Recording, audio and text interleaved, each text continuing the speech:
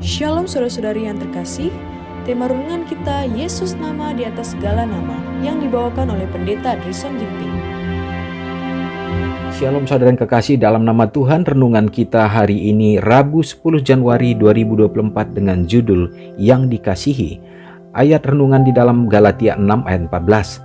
Tetapi aku sekali-kali tidak mau bermegah selain dalam salib Tuhan kita Yesus Kristus, sebab olehnya dunia telah disalibkan bagiku dan aku bagi dunia. Pesuruh-pesuruh yang berserah pada hari-hari permulaan dari kekristenan membawa kepada dunia yang akan binasa kabar keselamatan yang gembira, tidak mengizinkan pikiran meninggikan diri untuk menodai penyajian mereka akan Kristus dan Dia yang disalibkan.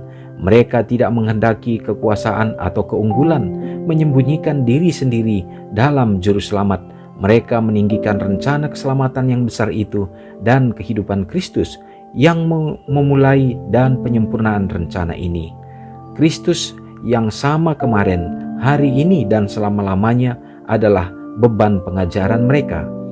Jika mereka yang pada hari ini mengajarkan sabda Allah akan mengangkat salib Kristus lebih tinggi dan lebih tinggi lagi, pekerjaan mereka akan lebih berhasil.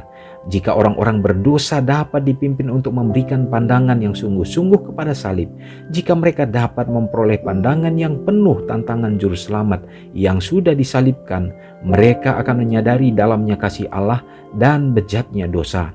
Kematian Kristus membuktikan kasih Allah yang besar bagi manusia. Itulah janji keselamatan kita. Menghilangkan salib dari orang Kristen adalah sama seperti menghilangkan matahari dari langit.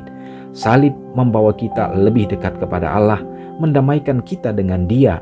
Dengan belas kasihan seorang Bapa, Tuhan Allah memandang kepada penderitaan yang ditanggung oleh anaknya supaya menyelamatkan bangsa itu dari kematian yang kekal dan menerima kita sebagai yang dikasihi. Tanpa salib, manusia tidak mempunyai persatuan dengan Bapa. Kepadanya lah bergantung setiap pengharapan kita. Daripadanya lah bersinar terang kasih juru selamat. Dan bila pada kaki salib orang berdosa memandang kepada seorang yang mati untuk menyelamatkan dia, ia boleh bersuka dengan penuh kesukaan karena dosanya sudah diampuni. Bertelut dengan percaya pada salib itu, ia telah mencapai tempat yang tertinggi yang dapat dicapai oleh manusia. Melalui salib kita belajar bahwa Bapa kita yang di surga mengasihi kita dengan kasih yang tak terbatas. Tidaklah mengherankan jika Paulus berseru, tetapi aku sekali-kali tidak mau bermegah selain dalam salib Tuhan kita Yesus Kristus, di dalam Galatia 6 ayat 14. Renungan lebih dalam. Jika setiap pengharapan saya bergantung pada apa yang Yesus capai di kayu salib, seberapa seringkah saya harus berterima kasih kepada Tuhan atas pengorbanan yang luar biasa dari yang dikasihinya? Seberapa seringkah saya bertelut di puncak keberadaan saya, kaki salib?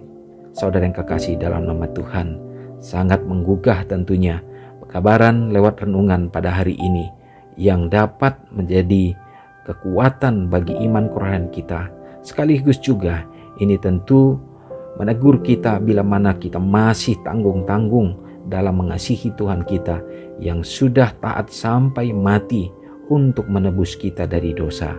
Salib adalah merupakan kebanggaan, sama seperti Rasul Paulus katakan bahwa tidak ada hal lagi yang membuat dia harus menyombongkan diri, meninggikan diri, karena dia sudah tunduk di bawah kaki salib Yesus Kristus.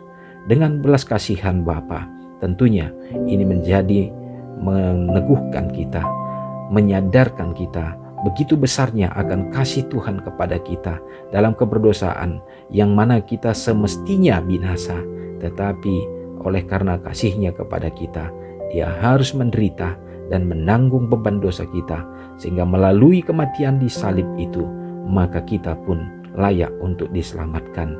Inilah pekabaran di akhir zaman ini yang akan menyelamatkan semua orang. Dan Tuhan menginginkan, berharap kepada kita juga supaya kita menyaksikan pekabaran ini.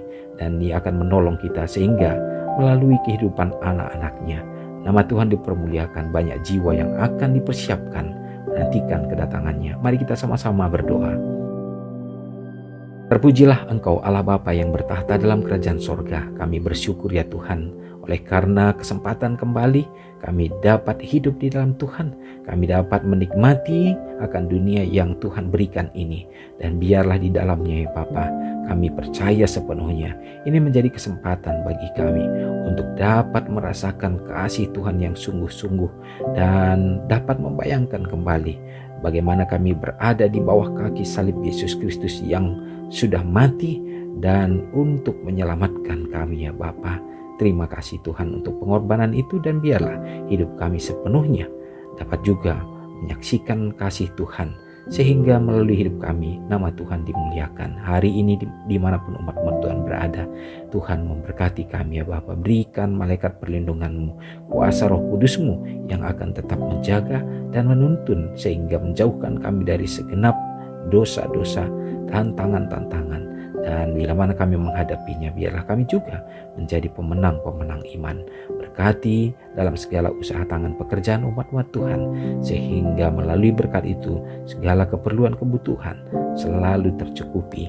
Bahkan umat Tuhan dapat menjadi terang dan saluran kasih bagi sesama. Ya Bapa, anak-anak dalam pertumbuhan, dalam perkembangan mereka, orang muda dalam meraih harapan, cita-cita, dan juga Bapa yang memilih pasangan hidup mereka.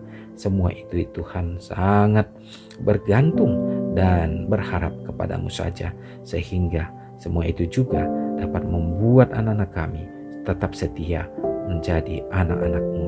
Ya Bapa, berkatilah orang-orang tua kami, saudara kami, anak-anak Tuhan yang sedang terbaring oleh karena sakit, baik di rumah demikian juga di rumah sakit. Ya Tuhan, teguhkanlah iman mereka, dan biarlah mereka tetap hidup dalam pengharapan.